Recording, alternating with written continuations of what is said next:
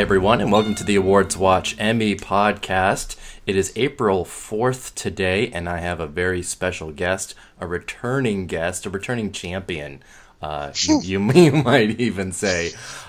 Critic at large of Vox.com, Todd VanDerWerff. Hello, Todd. Hey, it's great to be here. It is great to be here. I'm thrilled to be awake on this beautiful morning and speaking in the luxurious Awards Watch studios. It is. Yeah. It's they're velvet lined walls. It's lush and plush. It's on the top floor of is it the Transamerica Tower? Is the one in San Francisco? Is that the name of it?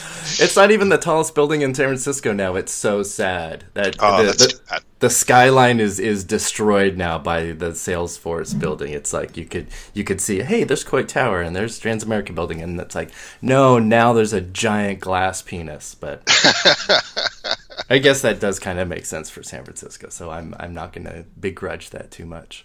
Well, we have Los Angeles just has a new tallest building too, and it is a giant glass dildo. So, yeah, exactly. Yeah. They must have looked at London and were like, I think we could top that.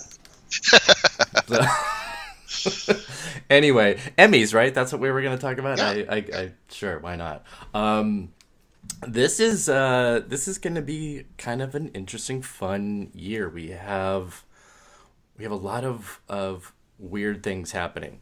Game of Thrones is back in the mix after being out last year, and we all know Handmaid's Tale completely obliterated the Emmys last year, and deservedly so. And it's back alongside Westworld, which debuts in a few weeks. And on the flip side, in comedy, the reigning champion Veep is out this year, so we'll get to that in a minute. But right now, let's carve out some Game of Thrones Westworld theories and where we think those two are gonna do, because they're clearly going to be competing pretty directly against each other in multiple categories. Westworld had, I think, 22 nominations last year. It was massive, but obviously, those were categories that Game of Thrones was going to be in as well. Yep. Do you think that they're going to kind of just sit side by side in the majority of these and both still hit that level? A lot of this really depends on if Westworld is any good. That is a big question mark. There is a version of that second season that is a lot better than the first season, and I feel like even among Emmy voters I talked to, Westworld got some latitude in terms of they did a really complicated thing, and they did it pretty well.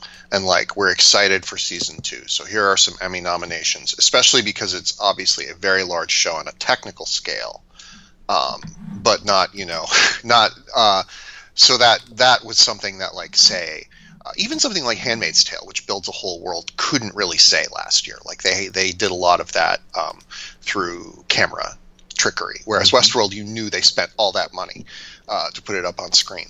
So I feel like it got a lot of latitude, and if season 2 does not deliver the goods, it will probably fall in their esteem, because, as you said, it competes directly against Game of Thrones. And I think Game of Thrones season 7 was their weakest season, and I think we're going to see a slight decrease in the number of nominations that show has. It's still far and away the biggest show on TV in every sense of that word, and the Emmys like to reward bigness. So I think that Westworld needs to be demonstrably better than season 1 to pick up the game. Because I think while it did get 22 nominations, I think it's interesting that it didn't win anything major. Mm-hmm.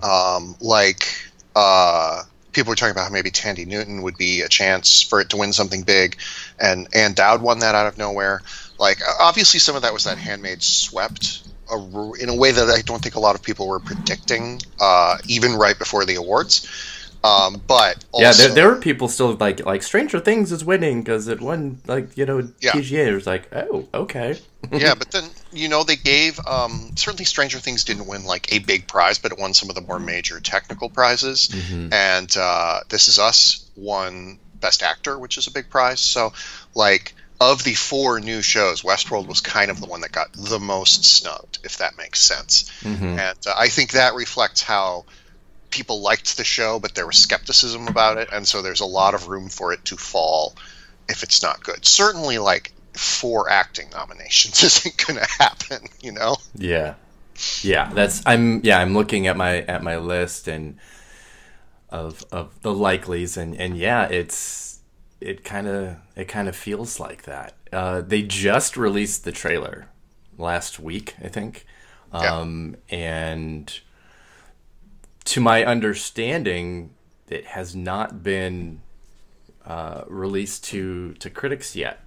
The first episodes. No. We don't have any screeners, and so this weird thing has started happening where Netflix increasingly sends its shows out to us a month to 6 weeks ahead of time. And if they don't, then you know they don't have a huge amount of confidence in it. But for instance, I'm trying to think of one of their big shows that they've sent out really far in advance. This thing that's now not competing for any Emmys really, but Wild Wild Country. They sent us that in early February, I think. So like we had it for a long time before it came out. And that has kind of created this arms race among other networks to get their stuff, at least in my head. I don't know if they all compare notes or whatever, but this is what it's felt like to me as somebody who receives screeners.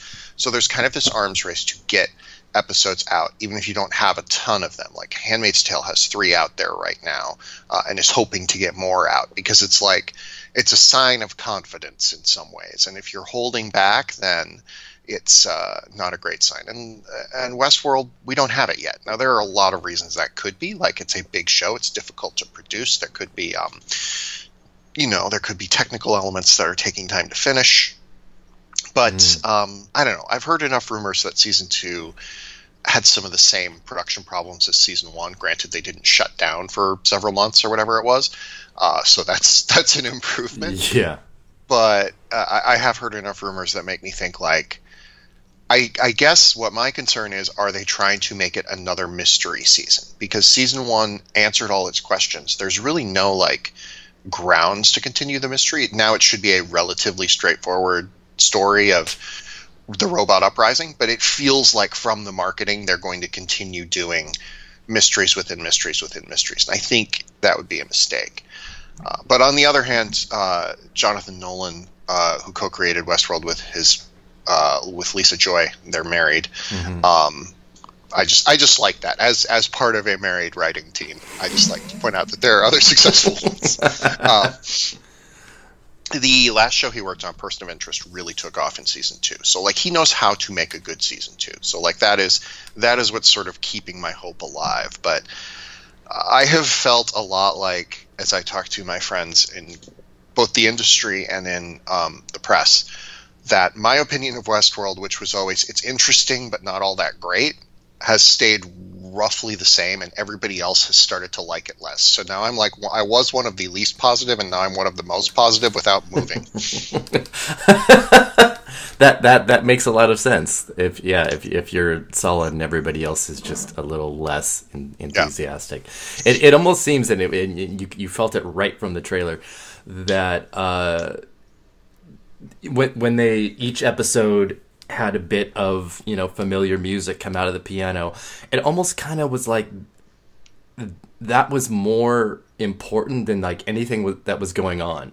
Yeah. You'd go on social media next day and it wasn't about really like what the episode was about. It was about, hey, this cool song from Nirvana was on piano, and you're just like, is that the focus? Is that where they kind of really want to go? Because it doesn't make a lot of sense. Yeah.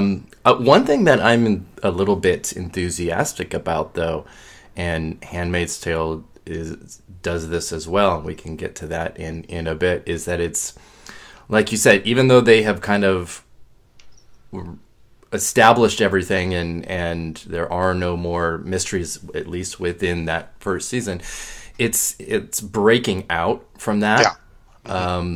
We're going to have Shogun World, as they teased at the end of last season.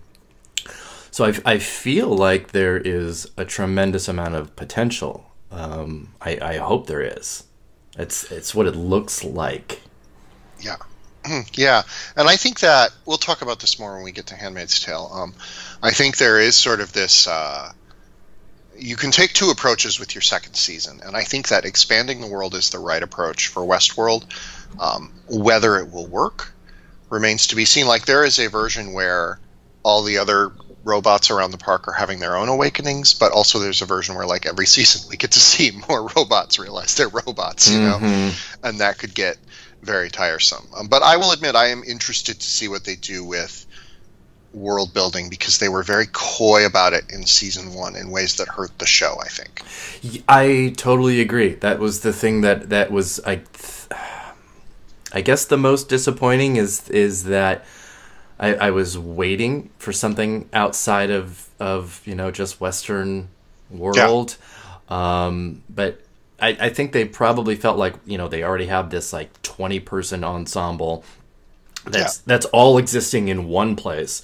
To try and have, B stories and C stories within that would just be too much and too complicated. And I get that, but... Yeah, I do think that they were hurt by not telling us more about the state of the planet Earth, Mm-hmm. Like, I have friends who theorize it's set on Mars. I have friends who theorize that Westworld is, like, in a computer already, like humanity has moved its consciousness into a computer or whatever.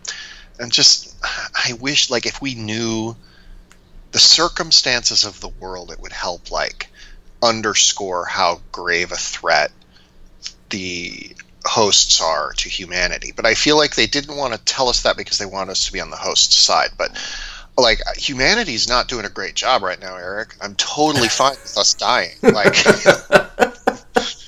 have some faith.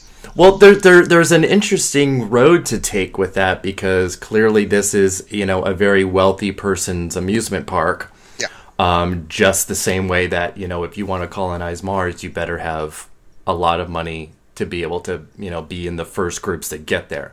Yeah. And that absolutely seems like a realistic version of this world, that Earth is already in such a state of dying and decay that this is sort of like also a new colonization. Yeah. And I think that I think playing up an idea that in the future income inequality is even worse, and essentially the poor are like have died off, and now so like the rich had to create a new underclass to serve them. Like, I think that's an interesting way to approach this story, to make it more Blade Runner-y in some ways. And it'll be interesting to see if they go there. Like, HBO doing a show about how rich people oppressing poor people would be kind of rich in a way. Like, it'd be kind of amusing, but yeah, I think that there's room to play there in a way that not a lot of other dramas on TV right now have. Yeah, I think you're right. I think there's more of that in comedy than there is in drama right now. Drama is in a pretty deep state of escapism, and comedy has kind of turned into a exploration of reality. It's a very kind of wild time. I dig that. So, okay, since we are in the HBO realm, and you mentioned the underwhelming last season of Game of Thrones, I was too, to a certain extent. I was also pretty eye-rolling with the splitting of this final season essentially into these two tiny ones. Right.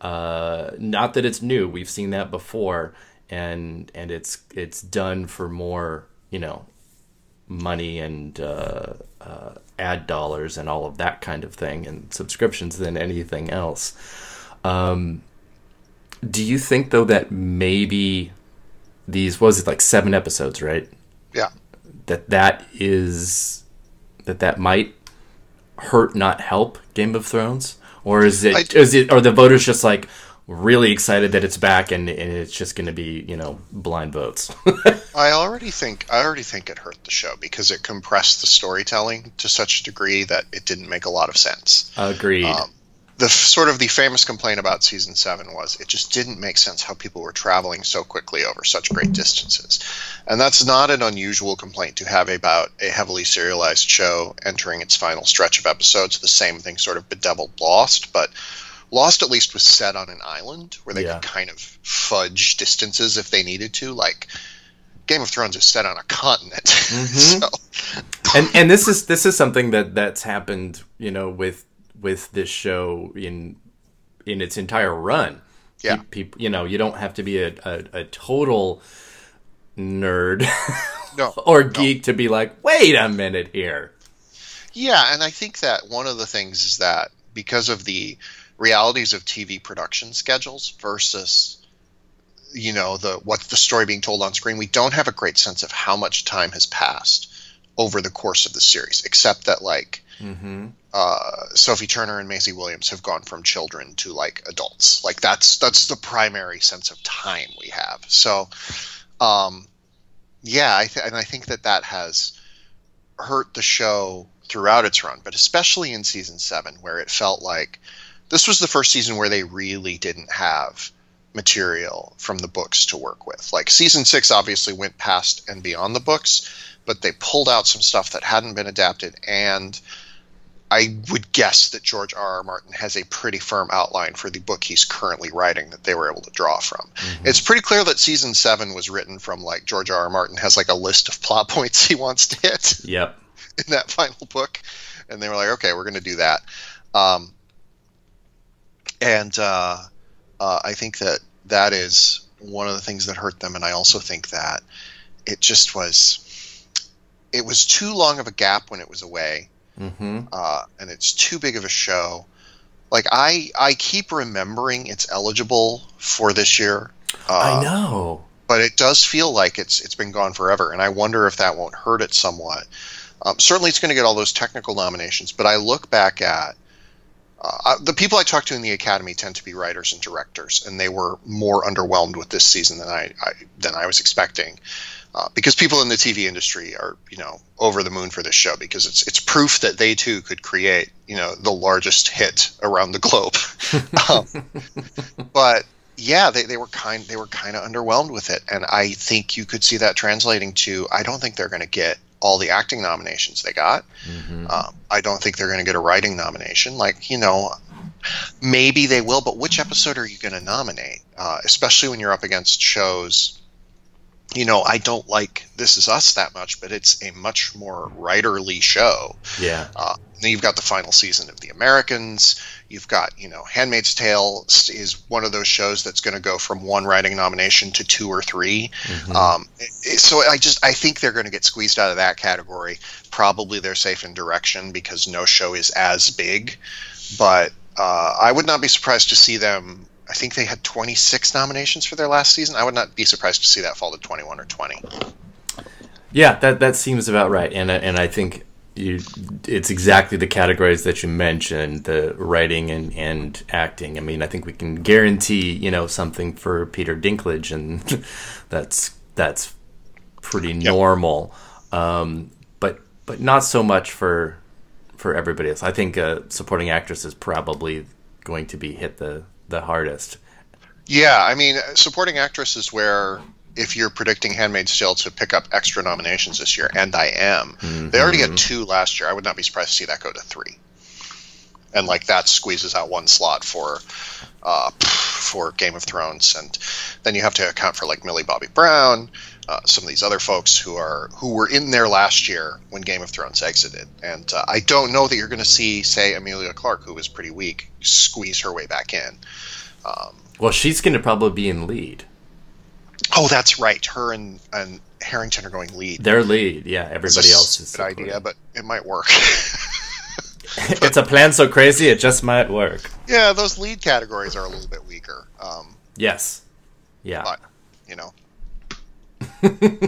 all right, let's kind of make a nice little segue there to Handmaid's Tale, because these are the three shows that are in a lot of competition again with each other because they are going to be competing in similar categories, technical categories too. I'm not really sure how I feel about Stranger Things this year. I feel like a lot of the buzz on that has died, but yeah, we'll see. Handmaid's Tale, like you mentioned earlier, has released it to critics its first 3 episodes of the second season so far. And they're going to be sending out 4 and 5, yes. they say, before it launches, which is a sign that they at least are confident. I just finished the 3rd episode last night, and I'm stunned at how much bigger it is. Yeah. Than the first season. It breaks out clearly because it jumps right off from the end of last season. Yeah. And I'm excited to write something about it because the first 10 minutes of the first episode is among some of the most harrowing of anything that I've ever seen. Yeah. It is. Yeah, I couldn't even breathe. I was just like, oh my goodness. And I think based on those first 3 episodes that it is very much going to challenge anything that comes along. I feel really, really strongly about it. They obviously bumped up the budget for it. Yeah. And this is an interesting thing. So with streaming shows, it's really hard to tell how many people are watching, obviously. The perpetual complaint. I often look at Vox's traffic stats. And they seem to be a pretty good analog to what people are watching. Because Stranger Things, right away, broke out. And then it was a big article throughout that whole summer of that first season. People were reading about it all the time. So we had a sense of that. And then, something like BoJack Horseman is more boutique when we write about it. But something like Orange is the New Black traditionally does well with our readership. So that gives you a sense of who's watching it. And what I thought was interesting was that our Handmaid's Tale pieces started out very small. Not a lot of people read them, but over time they garnered more and more readership, especially after the Emmys. But they have continued to perform really well. I think that people are catching up with the show in a way that could make it it was already a breakout for them, but it was more like a media breakout. It feels like it could go mainstream this year, kind of in the way that Mad Men season 2 did, where suddenly people were wearing 60s fashion on magazine covers and things like that. I don't think we're going to see the cover of Vogue with people in handmaids gowns, but it's I think that we're going to see it enter the mainstream in a way that it had come close but hadn't quite gotten there. I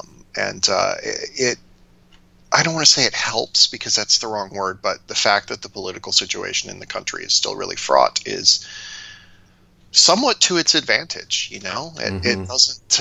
It certainly doesn't hurt the show. Well, we saw a few instances last year where legislation was happening around the country that was affecting women's rights and reproductive rights. And there were groups of women in Handmaid's Tale clothes on the steps and in the courtrooms. So the impact was there. And if you didn't know what that meant and you saw it on the news or on your social media feed, you're going to immediately go and figure out what it is. And it was almost like an organic advertising. The 3 billboards sort of had a very quick similar thing when that was happening in Florida. So I think that is how a lot of people probably grabbed onto it. and I imagine the jump of viewership between season 1 and season 2 coming up is going to be pretty big. And I do wish we had some kind of evidence of that, but I think it's not unrealistic to say that that's going to happen. I think it's going to be easier with Hulu because they release week to week. Mm-hmm. Obviously, those first three are going to be out on the first day, and then they're going to go week to week after that. I think the first two are. That's interesting because it's coming out the 25th, yes. Right? So, like, I'm trying to think of if they're going to have enough episodes out to be eligible. I think they are. I think so. I think so too. And they're going to get to 7, which is what they need to. That's 1, 2, and then May has 1, 2, 3. That's only 6. They're going to need to double up or more to hit May 31st. I'll tell Hulu.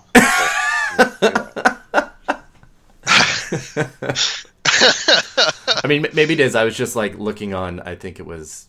I don't remember if it was even Hulu site or IMDb, but yeah, the first 2 were listed for the 25th, and then May 1st or 2nd, or whatever it is. But yeah, I'm sure they know what's up. One would hope. Yeah. I've only seen the premiere. I haven't had a chance to sit down and watch 2 and 3, maybe this weekend, but I really love the premiere. Yeah. I was talking earlier about how I have theories about the second seasons of shows. And when I was thinking about Handmaid's Tale season 2, I looked back at the last 2 dramas to win Best Drama in their first season, which are, of course, Mad Men and Homeland. Yep. And they took very different approaches to their second seasons, let's say.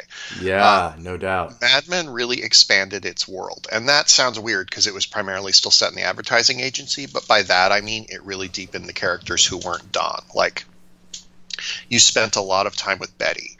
You spent a lot of time with Peggy. You spent more time with Joan. And there wasn't as much Pete as there had been in season 1, but you still got some good stuff with him. And Roger got to be more of a character than he had been. So, like, they really deepened their characters and deepened their world. And another sort of comparison point between Mad Men and Handmaid's is the things that were wrong with Mad Men in season 1 were very easily fixed. And the same thing is true of Handmaid's Tale, where the over obvious music, that's an easy fix. Like, that's not something you have to rethink the show to do. Yeah. Similarly to Mad Men, the big complaint everybody had was there were too many moments where it was like, hey, it's the 60s. And that was like a quick fix. They didn't do as much of that over the course of the rest of the series. I think that Bruce Miller likes over obvious music, so I suspect that he will still do some of that. But just from the premiere, like, there are more interesting choices in that regard. So I feel like that is all working the Handmaid's Tale advantage. But you look at it, to turn to the other side, you look at Homeland, and what Homeland did was essentially try to deepen the core conflict of season 1. And like, I think I continue to think Homeland is a good show. This season has been, pretty good, but I love this season. Yeah. There's a world where that show, in season 2, kills Brody around the midpoint, which is what they were planning to do. Sorry, my Google Calendar invite came in. They were planning to kill him, I think, in episode 8. Yeah. See the point where they're going to do it, like where he's going to die, and then they're like, oh, no, you're a series regular. Come with us. Yeah. And the world where that happens, the conversation about Homeland is very different. Maybe they don't survive that transition, but maybe they don't survive that transition to a show that's less about the Carrie-Brody relationship, but they at least try something different, and that sets them up better to eventually pivot to making the show more about Carrie and Saul, which is what they did, which is what eventually sort of saved them. And you could see Handmaid's doing that, because part of the problem is their world is so big that if they send Alexis Bledel, her character's name Emily, right? Oh my God! Where's my book? I think we're just going to call her Emily. Yeah. If they send her off to the colonies, like, it's really hard to have her in a scene with Elizabeth Moss, Well, what I can tell you about that, without being too whatever, is that at least in these first 3 episodes, they are definitely expanding outside of Elizabeth Moss. Right. And Bladell, actually, episode 2 is entirely her. Yeah, and I had heard that they were... It's extraordinary. I had heard that they were going to do that. I'm very excited to see it. I am surprised that I am an Alexis Bledel fan again after all these I know.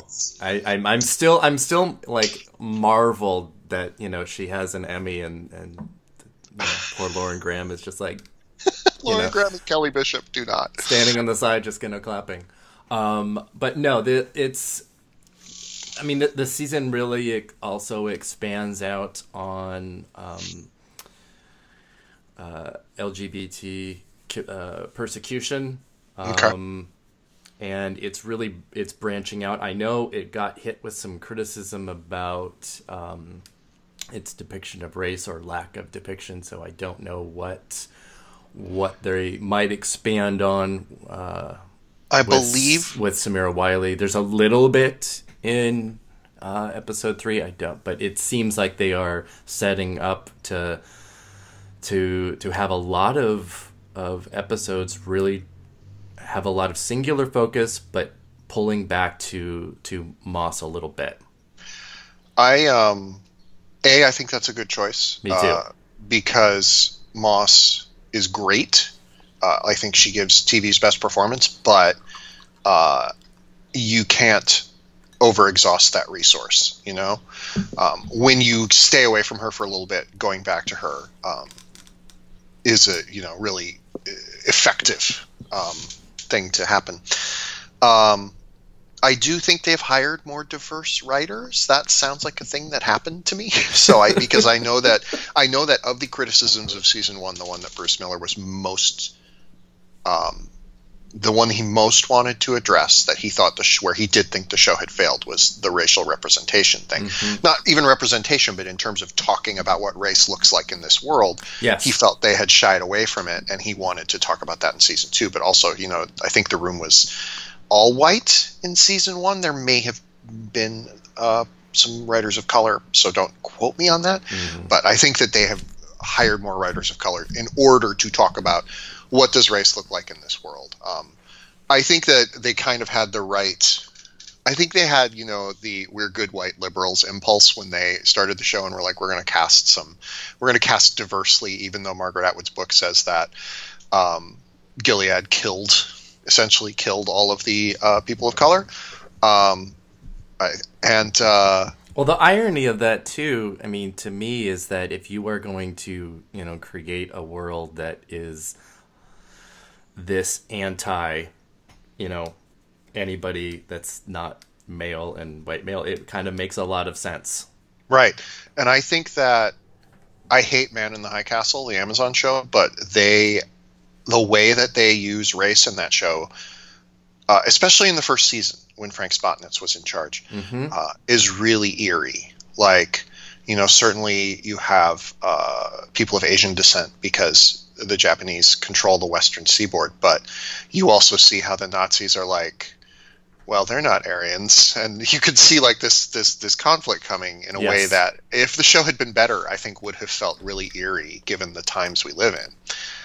And I think that Handmaid's Tale has an opportunity to talk about that if it can do so, and that's it's a tricky thing to talk about, the human propensity toward genocide and where it comes from. Yeah, but Handmaid's Tale is a show that has that subject matter available to it if it wants it, and can talk about it in the, I'm putting air quotes around this, safe space of, this is still a fictional world that hasn't come true yet. It has resonances with our world, but we aren't quite this bad, Mm-hmm. So there's room to talk about it there. But returning to sort of my point about Homeland, I can see a world where they're like, well, we need to get this ensemble cast back together, and they sort of contort the story to do that.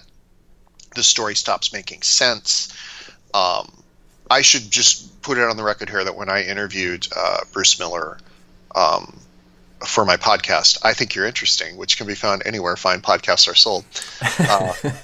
When I interviewed him, I went to their writer's room, and normally people cover everything up when I go to one of their writer's rooms. They didn't cover anything up because I think they're still new to being this show. It's like I saw their whole plan for season 2, and they could have changed it. They hadn't yet started shooting. They had written maybe half the season at that point, so there's plenty of room to change it. But what I saw was really strong. It was a really strong storyline. It had really interesting thematic parallels between various characters. I won't spoil anything except to say I think it will be crazy if Yvonne Strahovski does not get a nomination this year. It was crazy that she didn't in the first year, I think that she was a really unsympathetic character in season 1. Not like she had sympathy to her, but I think it was hard for voters to separate her from the monstrosity of Gilead, and I think season 2 will not correct that so much as give people a chance to see that. I think one of the things that the show has done, and it certainly seems like it's doing in the second season too, is really examine the role of other women in this world where women are so heavily and intensely persecuted. And the different essentially caste systems within that, and it's all right there with your Elizabeth Moss and Strahovski and Ann Dowd, that all exist in the same world, that all represent very different versions of women. I really hope that the perception of Strahovski's character isn't enough to make somebody not want to vote for her, because it's an integral part of that. I mean, you can look at as it a metaphor that it's so difficult for women to climb corporate ladders that rather than help other women up, they need to be cutthroat, because if they don't, then it's going to be somebody else. Sure. And I think that's what the show looks like. I think it's what it's doing, and it does it really, really, really well. I think that if there's one big concern about the show, it's that they've run out of book. And I know a lot of people have that concern, because I think that I talked to a number of people who kind of felt the season sagged after the first few episodes, season 1. My feeling was, yes, there was some rough patches in the middle, but the last 2 were so strong that I almost didn't care. But yeah, so I get that, and I think that their fear is, now that there's none of Margaret Atwood's book and it's pretty much just her world, like, is there still a TV show there that I'm going to want to watch? And I feel like a lot of the time when TV shows adapt a book, season 2, when they have to go past the book, is one of their better seasons. Leftovers is the obvious example of that. Mm-hmm. I think that could happen here, but it's certainly, like, again, to return to our Homeland point, they got past the stuff they had taken from the Israeli original series, and they kind of ran out of runway. I don't think that's going to happen here, but I get the concern with it, and I think that if you're looking at will season 2 work as a whole, that is kind of where you have to be like, is there enough room here for a TV show as opposed to a miniseries? Yeah, and we just talked about that with Game of Thrones as well, and I think the thing that benefits Handmaid's Tale is that it's, even outside of the book, it exists in a world where this feels like it isn't as far off as it should be, and there is so much to draw on in the real world to create further stories. So I hope, and it all depends on actually just the success and talent of the creators and the writers. That's just pure and simple. So I feel like they are there. I feel like they have that they are using now to dictate what this dystopian future looks like. Yeah, I think that's really true. And I think even with Game of Thrones in the mix, I think this is the favorite to repeat. Agreed. I think it's I think it's going to see a nice increase in its nomination totals. I don't think it's going to sweep the board like it did last year. It will almost certainly lose direction to Game of Thrones. But I definitely think that it is going to win a lot of Emmys and probably win drama again. I think so too. I'll be surprised if it loses like cinematography too. Yeah. I mean, every episode is like, oh my god, this shot. Oh my god, this shot. Although it's relying on an awful lot of bird's eye shots of action. But in this show and in this case, it is so crucial to the theme that I'm like 100% okay with it. I mean, every time I see, this giant bird's eye shot of the women or whatever, compound it is, all I can think about is under his eye. Yeah. There is going to come a point, season 4 or season 5 when people turn on that and people are going to start making fun of it. Yeah. And that's fine. It's what happens with all TV shows that sort of hit this level. Yeah, I don't know. I right now I'm still into it. So. Yeah. I am as well. Gosh, I'm not sure we're even leaving much room for other shows. We have so much. I want to get into comedy. My God, I have my list of here's the things that I want to talk about today. And I'm just like, no, we've already spent 45 minutes just talking about, these 3 shows. Well, can I touch on the other drama contenders really briefly? Yes, I want to do that. Otherwise, we're going to be here for 4 hours. I just wanted to say both This Is Us and Stranger Things strike me as shows that kind of had classic second season sags, in a way that. Sorry, I just got a message from work. That have classic second season sags in a way that normally would impact their nomination totals, but one thing that's helping them is there aren't a lot of new dramas out there attracting a lot of attention. Mm-hmm. I think people think Ozark's going to be big. I feel like that's not going to happen, but I could see like Jason Bateman and Laura Linney getting in, but that sort of seems like the extent to me. I'm with you on that. And beyond that, I just don't see a lot of, I guess maybe, yeah, it's all acting people. It's like Freddie Highmore maybe gets in, but The Good Doctor, no way is that happening. Yes. But yeah, so like in this year where both House of Cards and Better Call Saul are not going to be in contention, and God knows if House of Cards would be something, popped up. That it makes it feel to me like Stranger Things and This Is Us are both safe to come back. I think Stranger Things especially is going to see some, and is not going to get all the nominations it did last year. This Is Us probably won't either. Like, I don't think Milo Ventimiglia is getting nominated again. Really? You don't think that, once, that they finally, revealed his death and their, Super Bowl episode and all these things that he's not going to be able to get in there? I think he's. I just remembered Odenkirk is gone. Yeah. Maybe, yes. Maybe this is wishful thinking on my part. I'd love to see Rami Malek come back. I'd love to see. I think Mr. Robot season 3 was really strong. I don't know where the buzz is going to come for it to get it back into drama, but I would love to see Rami Malek get back in. Like, it's so weird that he was snubbed in season 2. So I think both of those are going to sag a little bit, but probably will be safe for a nomination. The Crown, Yeah. it's like I like The Crown a lot. It's going to get a bunch of nominations again.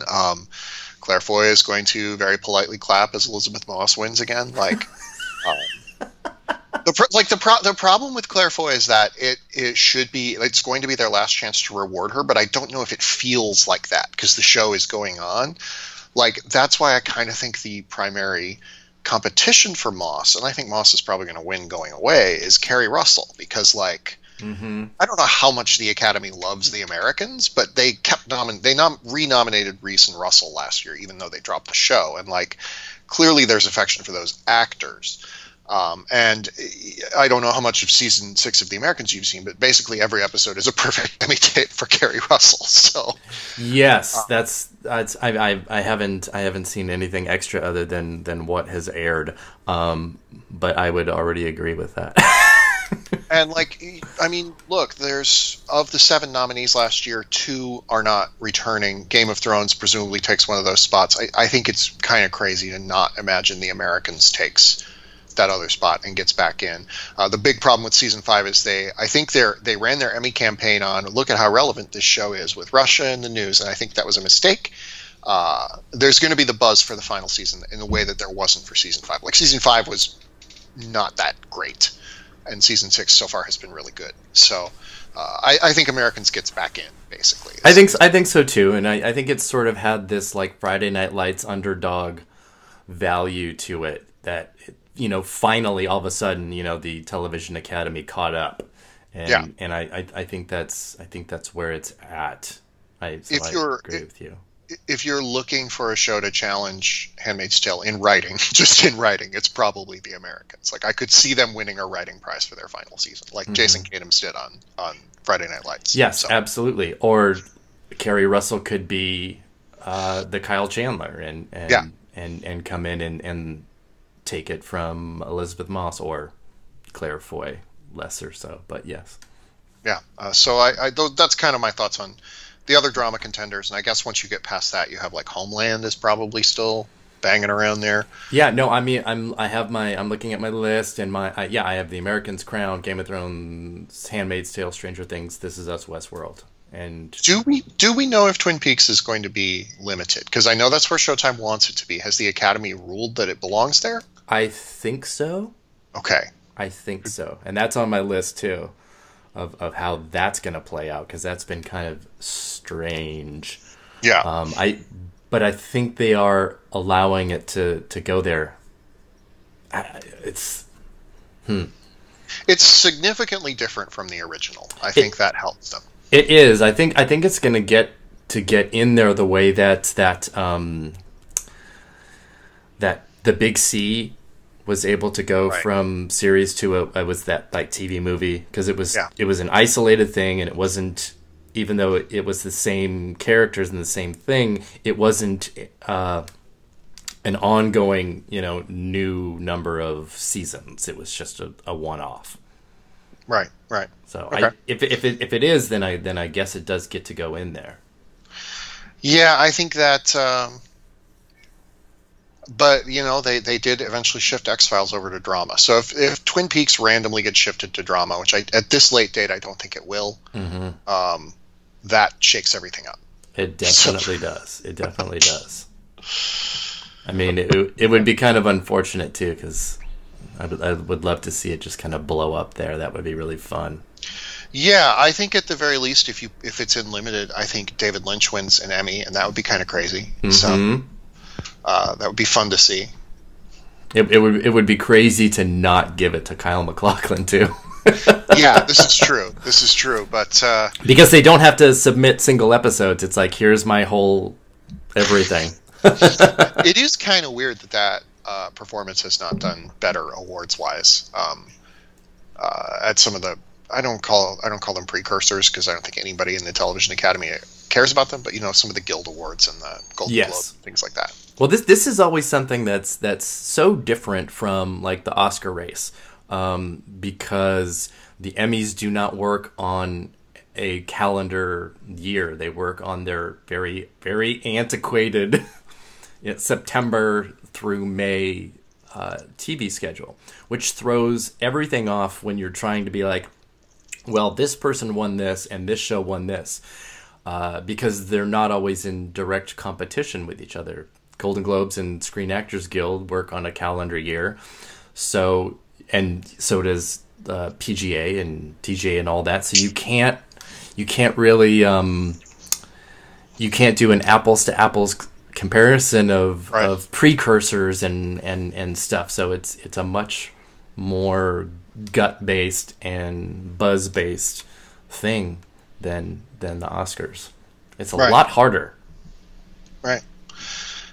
Can't wait for Big Little Lies season 2 to mess up the 2019 Emmy race. Oh, and also be my awful. God. It's going to be bad, Eric. You know it's going to be bad. Why would you say that? It's going to Why? be so bad. It's everything that I've heard about it, and I've read all the same stuff everybody else says. It's David E. Kelly's making it into a courtroom drama. Yeah. And that is not what that show should be. That would be the worst thing that could happen to it, and you know, we're going to have this conversation in a year again when you're talking about something that, you know, is going way past book material, and what are you going to do with that? I was, as much as I loved the show and everything in it and everybody in it, and yeah, I was so against it continuing, and it's so frustrating because it's like, what you've created something really wonderful, let it be its own thing, and then create something else. You don't. I wish they'd done the Ryan Murphy thing, and even if they wanted to call it Big Little Lies Season 2 and just adapt a different book and be like, these are different characters, we're using Big Little Lies in the way that like Fargo uses the title Fargo to tell different stories kind of set within the same type of world. I really wish they had done that. I have never, when it comes to that show, I've never been able to shake something that my colleague at Vox, Caroline Framke, told me after she watched some of the first episodes, which was that she thought it was stunningly acted, beautifully directed, but she could not shake that it was written by a man who didn't know how women talked. And like, the actresses put it over. But yeah, I think the fact that David E. Kelly is coming back just to me is a huge warning sign, you know? Though Andrea Arnold, I love her. I hope everything about it is great for her sake. So yeah, I think that might, you know, maybe steer it in a good direction, but that's, you know, that does not change the fact that the words are still written by David Kelly. So yeah. I'm nervous. I'm very, very nervous, and also too because it's all going to be about Meryl Streep. That's all anybody's going to care about. Yeah. So, well, yeah. Let's talk about comedy. Let's do it. Let's do it. Speaking of Meryl Streep, let's talk about comedy. So I don't think that we can escape a comedy conversation without talking about Roseanne. So let's talk about Roseanne. Yeah.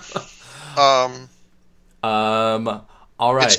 It's gonna alter the race in interesting ways. I don't know if it alters the race to the tune of, you know, hundreds of nominations, but you gotta figure Laurie Metcalf can get back in with the year she's had.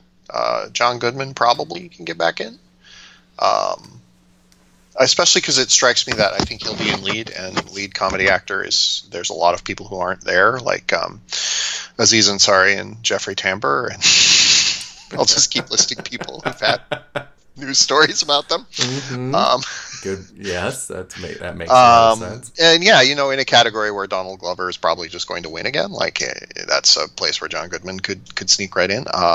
Roseanne herself, though, like, that's going to be trickier. Like, it's she is a divisive personality in a way that Hollywood often doesn't like to reward, which is not to say that it won't reward conservative actors or actresses. They just gave Gary Oldman an Oscar. And he had been credibly accused of domestic abuse in the past. So, like, not, you know, if you are the right, I want to say right temperament of campaigner, you can overcome essentially any skeletons in your closet. Roseanne does not have that temperament. One of the things I think that is interesting about her Trump support is that both Roseanne and Donald Trump have kind of this bratty, let me say whatever I want, and you have to put up with it temperament. And like, that does not play well with the academies, where they like everybody to like sort of kowtow to them. You know, I would not be surprised by Roseanne getting nominated for actress, but also a snub. You know, if she's snubbed and everybody's like, Roseanne was snubbed, like, that will not surprise me either. Like, this is the thing that I kind of keep coming around to, is that there's a no-win situation with Roseanne and the Emmys. It's a no-win. It had its massive ratings, and it got, huge, conservative applause, and, Trump and Trump Jr. were just like, congratulations, and it was crazy and over the top. So if the show gets in, it has, that, again, level of conservative support. If it doesn't, it becomes this, you Hollywood liberal elites didn't want to, vote for the biggest hit of the year. There's no winning. You're going to have ire on one side or the other, no matter what happens with this show. And that doesn't even take into consideration that there are other shows and performances that are much more likely to triumph, and already were before Roseanne came back anyway. Yeah. So yeah.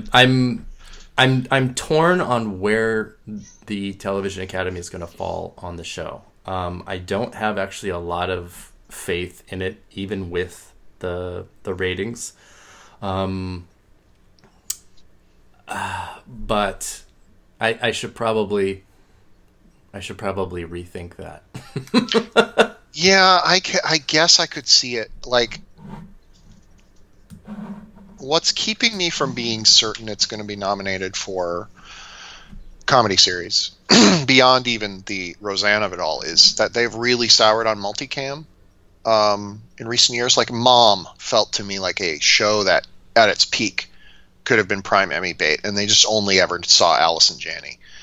And the same thing went for One Day at a Time, which I think is one of TV's best shows. And last year they didn't even nominate Rita Moreno, who is a living legend. That was shocking to me. I predicted her all the way up to the end. Yeah. Yeah, and if there was a multicam I could fit in there, I would say One Day at a Time, unquestionably. Though I guess the last season of The Carmichael Show is eligible. I don't know if they'll campaign it at all, but that would be kind of wild if Tiffany Haddish got nominated for that. Oh my God. Wow. Instead of The Last OG. Yeah. That would be interesting. Well, I mean, NBC has Will and Grace, so, I mean...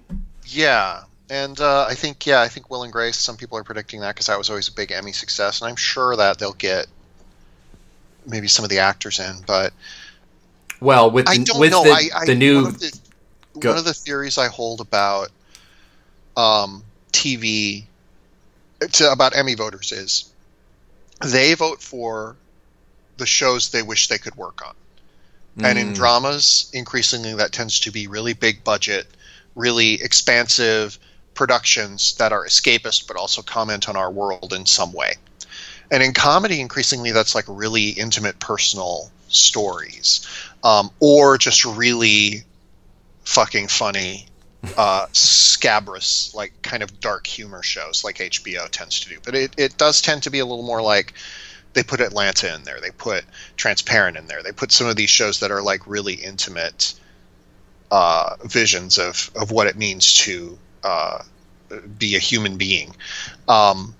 And then, of course, when it gets to the full membership, they tend to just vote for whatever they think is funniest. But, like, yeah, I think that when you look at the average TV voter, do you think they really want to work on the revival of an 80s sitcom or a 90s sitcom? And I don't know that that's true. Like, I think you could revive Cheers with the original cast and it would not do that well, even if it was like a great show. Like, I think they just don't want to think about like, oh, Murphy Brown is coming back. Like, there is a world where this just becomes all that TV comedy is, especially on the broadcast networks. And I think that is a little terrifying to the average voter. And I think that's going to stand in the way of both Roseanne and Will and Grace. And I agree with you on that. And the reboots and nostalgia thing have like a real sadness to them that I just don't.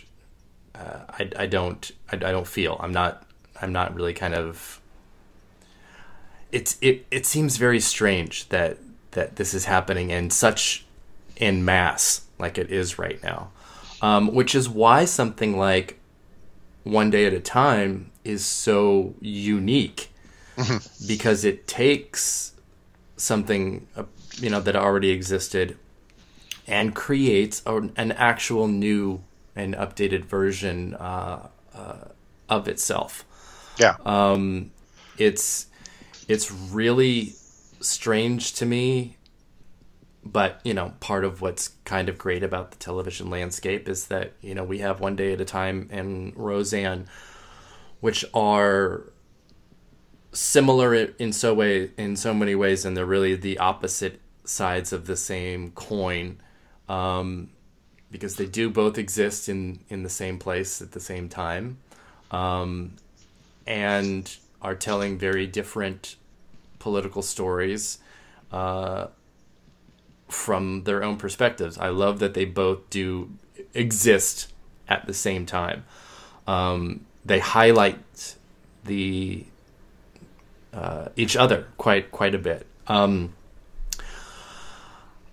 will feel very sad if Roseanne is able to get Emmy attention and One Day at a Time does not.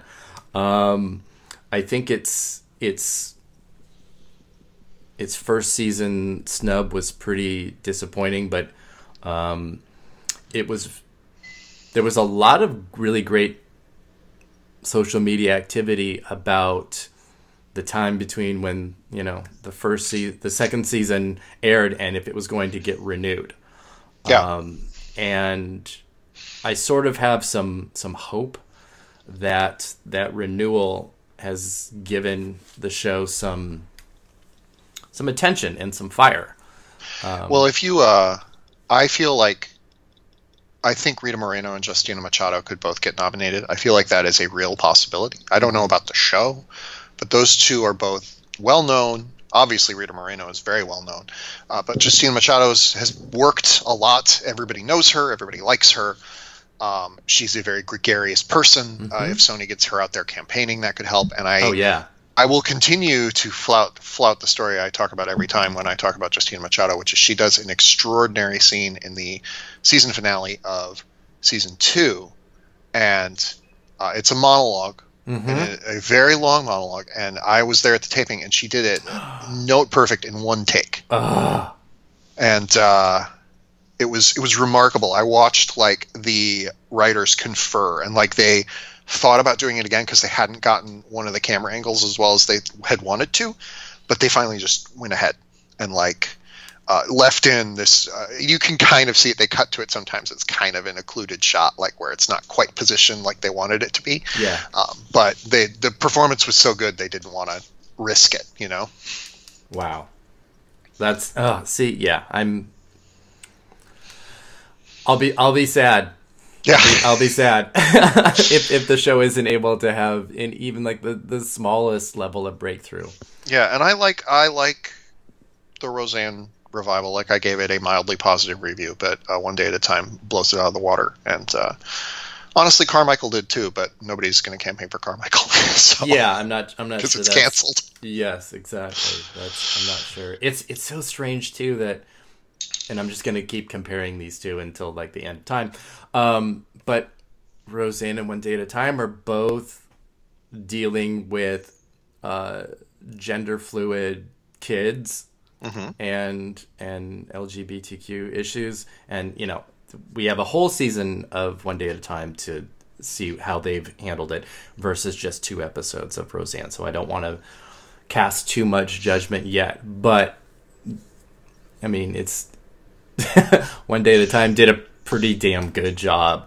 Let me tell you about so after One Day at a Time season 2 came out, the one of the main characters, Elena, she's a teenager who came out as a lesbian in season 1. She has a girlfriend named Sid, and Sid identifies as non-binary and uses they them pronouns. And so my friend Pilot, who also identifies as non-binary and uses they them pronouns, essentially wrote to the producers. She's they. God damn it! Edit that out. Pilot. They are a journalist, and they wrote to. I'm trying to remember the name of the producers. Mike Royce. They talked to Mike Royce in an interview, and were like, why is the word girlfriend used? And like Mike Royce gave this incredibly well thought out answer for like how they'd had this debate in the writer's room about whether Sid would refer to themselves as Elena's girlfriend, whether that would be okay. And they finally came down on yes, that because that was important to Elena, Sid would be okay with it, in essence, was what happened. And I just don't think Roseanne would ever have a conversation like that. Well, I think that's one of the things that does make it interesting is that Roseanne is coming from a point of view and a family perspective where this isn't something that they would immediately understand and probably would not, Google and try and figure out. So I don't think that the presentation in Roseanne is necessarily dishonest. No. It's just I wish it was a little more nuanced. One of the great things about how One Day at a Time handles the explanation of pronouns and is so absolutely hilarious, right, and meaningful at the same time. And that is really difficult because you can make fun and tease almost anything, and they do. Yeah. But it's so fantastically done. I don't know how anybody could not also feel like this family is also not necessarily up on lingo, and here they are getting a kind of quick lesson on it while still in the context of being a comedy. So it's almost like here's kind of how you do it, rather than just sort of mention it in passing by and hope that it doesn't upset your more conservative viewers. Yeah, and I think that One Day at a Time is really great at showing three generations talking about the same topic and having the younger generation be more like, why is this a big deal? And then having Justina Machado essentially be like, well, when I was growing up, and then having Rita Moreno be like befuddled by it but willing to learn, and like showing compassion for all of those points of view in a way that is very hard to do well. And I think that yes, Roseanne has nodded toward doing that and has done it well in some instances. Again, I sort of have the benefit of having seen what I guess is one of their best episodes, which is coming up in a few weeks, where they really do talk about some of this stuff in interesting ways. But yeah, they just don't. There is not as much compassion shown to all of the points of view because everybody has to tiptoe around the grandparents' feelings, which is sort of a meta commentary on how everybody on the show has to tiptoe around the real Roseanne. And, yeah. But I mean, it's also true too. I don't want to ignore that that's true to a lot of white progressive Americans' experience, where we have to sort of handle our conservative parents with kid gloves, and maybe that's why we're in the situation we're in, because we haven't been more forthright in saying, no, you're wrong. Well, I think that's why we are in a political landscape now post Parkland, where teenagers are becoming the voice of reason and the voice of change instead of simply just being told to be quiet. But, yeah. So there's that. Well, I think part of all of this comedy conversation, though, has to include again, HBO, in the fact that Veep is not in the running this year, which means that Julia Louis-Dreyfus will not win for the 14th year in a row. And I actually was kind of like, I hate people winning over and over and over again, but since season 7 is going to be the last season of Veep, I was kind of interested in seeing if she could go 7 for 7 and then just retire, and it would be like the greatest Emmy achievement of all time. And like technically she can still do that whenever Veep season 7 airs, but it's going to be a little weird that like her streak would then be broken up by. I felt like there was an obvious front runner to me, but now I can't remember who it is. So obviously they're not that obvious. This year? Yeah. Rachel Brosnan. Oh yeah. I think she's winning. I think Amazon is in such turmoil that they might screw up the campaign. Like they started the campaign last month. Yeah, I think that the worm has kind of turned on Amazon within the industry in a way that it hasn't with Netflix or Hulu. Yeah. I think Rachel Brosnahan is the front runner, but like, I don't know that she's the obvious front runner. You know, maybe Allison Janney rides her Oscar win to a lead win for Mom the way that she did in West Wing. I could totally see that happening. I may have been thinking about Allison Janney, honestly. Here's the thing: if I'm FX, I would be looking at that category and wondering if I could get Pamela Adlon a win.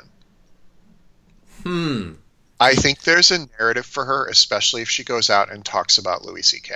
Okay, but that's what I think is working against her. I think you turn that into a strength.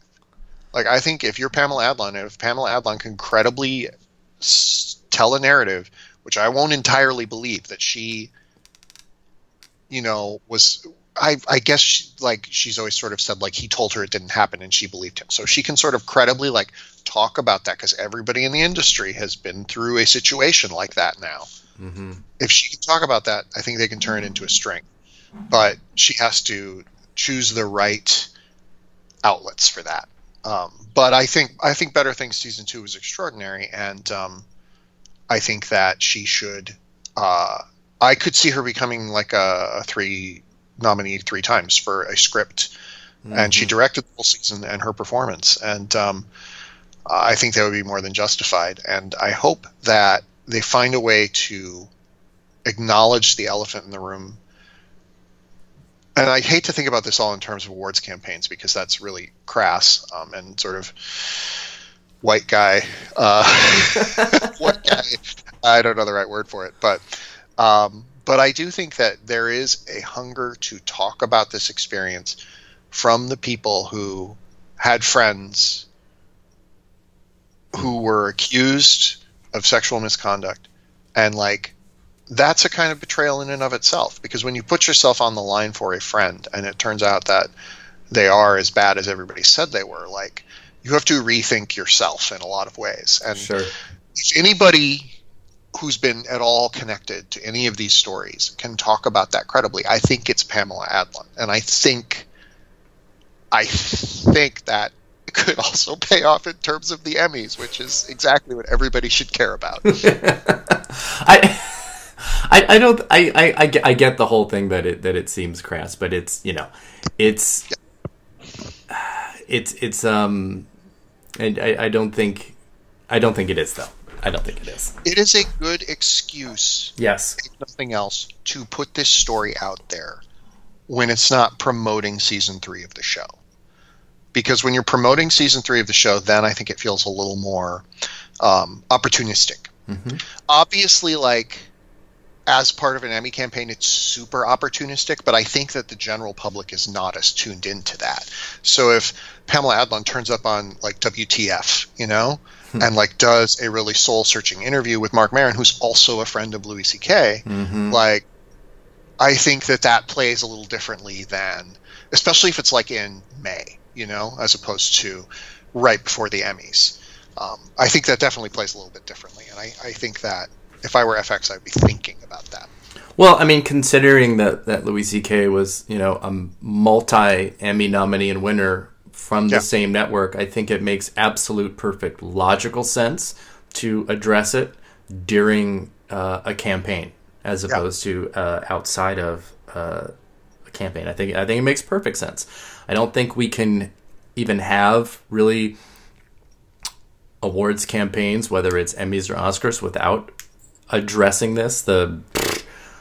Virtually every Oscar campaign last year did and had to, because there wasn't a person who was not, and I pardon my phrasing, touched in some way by Weinstein, either with Miramax or in some form of movie making and campaigning and all that. Hundreds and hundreds and thousands of people. So it's impossible not to have something like that come up in that actual context. Yeah. So I think that's true. Yeah. I think, to my mind, the favorite, since Veep's not going to be in comedy series, I think the favorite to win there is probably Atlanta. I think so too. I think they're having a great second season. It's weird because it feels like a great second season nobody's talking about, even though the ratings have been better. I don't know. It's kind of turned into another one of those shows where all the hype comes before the season debuts, and that just kind of plays out. Yes. But it's doing really well.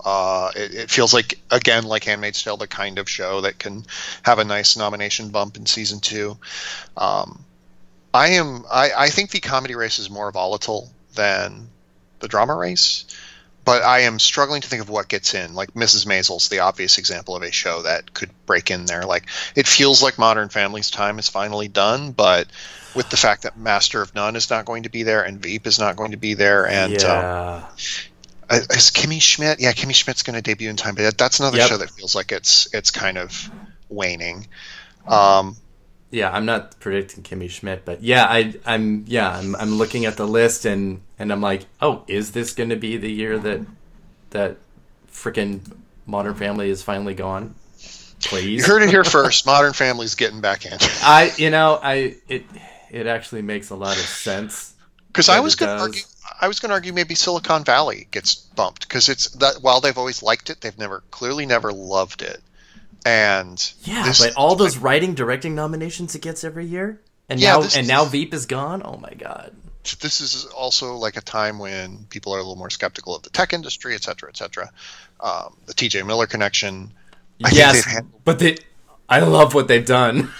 I wanted to say I think they've handled it weirdly. Like, I think that they've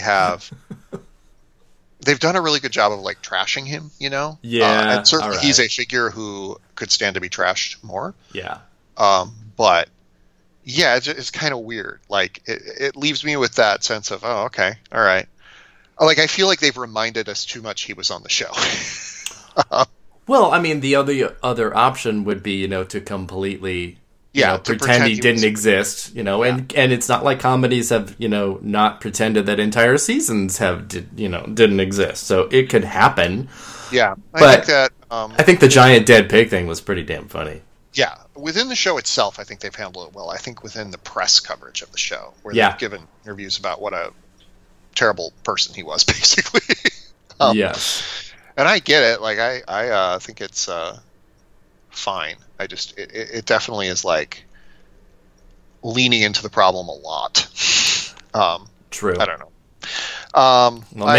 Maybe it will end with that.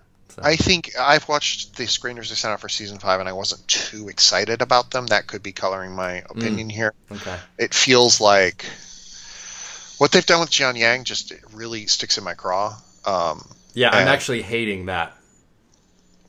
And I feel like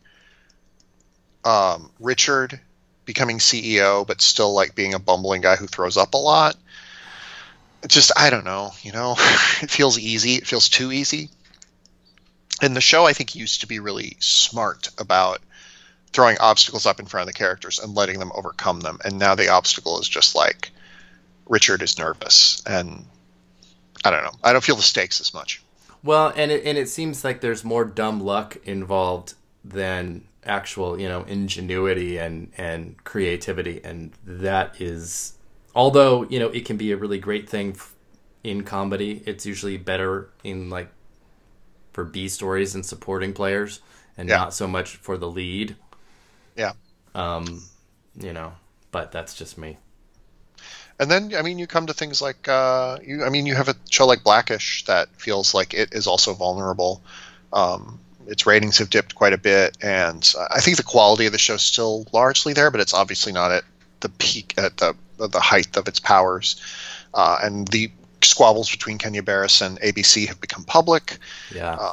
So there are a lot of question marks there. So like it's a thing where the comedy race, the only show I feel comfortable predicting really is Atlanta.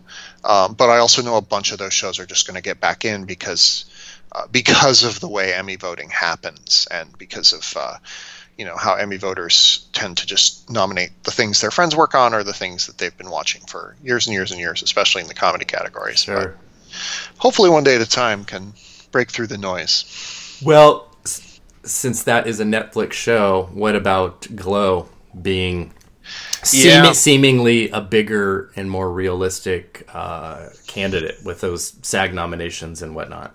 Glow is one I've been thinking about a lot. Yeah, me too. I do think it's going to have an Emmy presence, and I do think it's probably going to get into series, but it's also the kind of thing where you could see enough voters being like, lady wrestlers, that they just don't, whatever. But I think, I think Alison Brie's another person who, with the right campaign, could win actress. I think that her role is not as showy as Rachel Brosnahan's, nor is it as, nor does she do as much within the show as Pamela Adlon does. So I think that she kind of lags behind those folks. And then Allison Janney is, of course, just an Emmy favorite. But like, you could see a world where like Netflix played up, oh, look at all the muscle she put on or whatever. And I think it all depends too, because you have voters that are going to be coming at this from multiple perspectives. Like you said, either someone that watches the show for a long time and likes who they like, or someone that really doesn't watch everything, but they will watch submitted episodes and base purely on that. Yeah, and I think I think that it is. I just want to say it is crazy to me that Amy Sherman Palladino is starting to look like an Emmy favorite, given all those years. Again, I think it's the Alexis Bledel afterglow. So it's all happening for Amy Sherman Palladino now. It's definitely like the period thing. Like that is making her. I think that is making her screwball comedy play in a way for a lot of people who didn't previously get it. Oh, I think it's going to have the most nominations of any comedy. Yeah, I think that's probably going to happen. Pretty safely. I'm trying to think if there are other comedies that are like competitive. Obviously, Will and Grace and Roseanne, maybe. Yeah. Curb Your Enthusiasm returning, but I don't think there's gonna, Yeah, nobody seemed to care about it. I don't think there's much behind it other than the fact that HBO can, split itself between Silicon Valley and Curb Your Enthusiasm, or maybe Barry. I think this is the thing I thought last summer, and it feels like the heat around the show died off a little bit, but I think Insecure has a shot. Oh, God, I would love that. I thought it was going to go further last year. Yeah, I think the problem last year just kind of got forgotten. I feel like HBO could credibly campaign for about 2 shows in either of those categories at a time, and they really focused on Veep and Silicon. Yeah, exactly. I think it's just a matter of if they choose, in addition to Silicon, if they choose Insecure, Barry, or Curb. And I'm afraid they're going to choose Curb, which is by far the weakest of the 3. Oh, I'm in complete agreement. I think that they will likely go there because it's a, trusted entity. But I don't know. I think Issa Rae fits the profile of the kind of comedy, like I was talking about, what voters want to be working on. I think that Insecure fits the kind of show they want to be working on, and I think that HBO should think long and hard about that. Mm-hmm. I think it would be really kind of great and funny after last night's Roseanne episode if Constance Wu and Tracy Ellis Ross both make it in and Roseanne Barr doesn't. Just throwing that out there. That would be a pretty clear shot. Oh yeah, right there. But deserved. I'm trying to decide if there's a way Constance Wu could get in, and I just don't think there is. No. Yeah. I think that oh my God, again, pardon my phrasing, but I think that ship/boat has sailed. Yeah. Same with like Rachel Bloom and Gina Rodriguez. Yes. Oh well. But you never know, because Crazy Rich Asians is coming out in August. Okay. That will take her profile really, really high, but she has to get nominated first. Yeah, and that'll be tough. And that's the hardest part. Yeah. No, the comedy race is really interesting this year, and I'm excited to see how it shakes out because I think there is a lot of room for things to go crazy. I wish Pop TV had like $1 billion to run a campaign for Schitt's Creek and for everybody in it, because I am so obsessed with how great that show is. Yeah, Caroline's been telling me it's great. You know what show here are some. We haven't talked at all about broadcast network comedy, so I'm just going to touch really quickly on. I think The Good Place has more heat than people give it credit for. It hasn't done well with guilds or anything like that, but the end of season 2, the way people were talking about it, like they used to talk about Lost, made me think, like I do feel like there is room for that show to break through at the Academy. It probably won't, but I feel like that could happen. Superstore is another show where I don't think it's going to happen, but I would not be surprised by a random. It's one of those shows where there's no ensemble member who stands out in a way that you'd like nominate them that would sort of carry the show, like Steve Carell got The Office in, essentially. Yeah. It's almost like Superstore gets nominated for comedy series, and that's it. Like, that's the only category it's competitive in. But I would not be surprised if they released the vote totals and it was like in the top 10. So I love that show. It's a great show. So is The Good Place. I think each of those shows is getting better. I think The Good Place has shown how you can take a super, super high concept and essentially reboot it season to season and have it be fresh and really cool.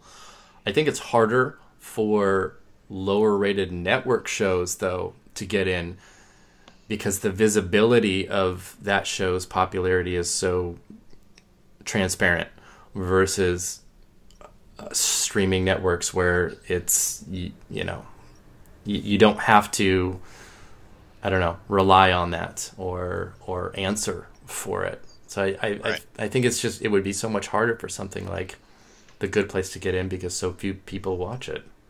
But yeah. God, it would be a great, and anybody, Ted Danson, Kristen Bell. Yeah. Oh my God. In a weird way, like, the fact that so few people watch it kind of works in its favor, because it feels like niche comedies are bigger now than the shows that used to win, like Modern Family. Mm-hmm. It definitely feels like here's the thing: if Good Place gets in, it's going to have higher ratings than most of the other nominated comedies. So that's a good point. And if Modern Family doesn't get in, it will probably have higher ratings than all of them, unless Roseanne gets in there. But yeah, it's and it feels like that's a show that really took off on Netflix in a way that I don't think anybody was quite anticipating. So I feel like, especially if NBC can get it added to Netflix in the middle of Emmy voting, season 2, I think there's a possibility there. I always remember that Parks and Rec got a sort of random nomination for its 3rd season, and that was another Mike Schur show. People like Mike Schur. I could see it happen. Yeah, I think, and coming back around to what you said before, is that if people vote for who they like and for things that they've seen and people that they've worked with, so that's a completely realistic shot for it. I would love it. I would love for that to happen. Cool. Well, gosh, we're at an hour and a half. I think that might be good. Since we spent the first hour talking all about drama. But well, yeah, let me just talk about a cause that's important to my heart, and I only agreed to come on if I could talk about this cause, and Eric graciously allowed me some time to talk about it. And that is that at the 2019 Oscars, the ones coming up next year, Hugh Grant must be nominated for Best Supporting Actress for his work in Paddington 2. I just, imagine, and then when they play his clip, it should be the dog food commercial.